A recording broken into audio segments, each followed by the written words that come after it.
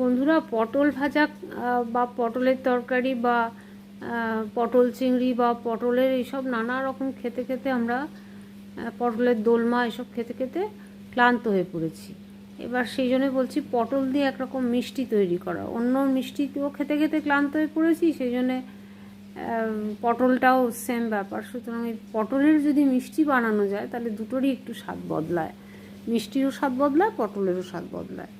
আচ্ছা, পটল বেশ বাজার থেকে দেখে কিনে আনতে হবে, বেশ বড় বড় সাইজের পটল আর কি, লম্বাতেও, এবং মধ্যপ্রদেশটা পটলের মাঝখানটা আর কি বেশ যেন চওড়া হয়।